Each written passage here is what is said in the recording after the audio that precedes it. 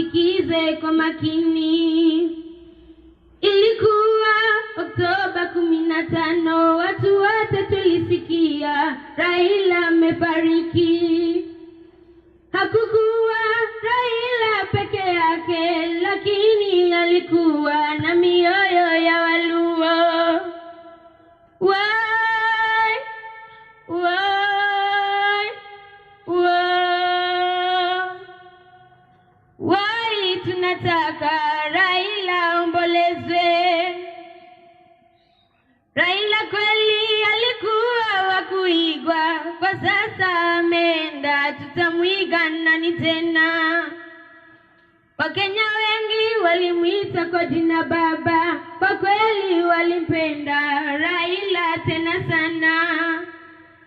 Wai, wai, wai, wai, tunataka Raila ombolezwe.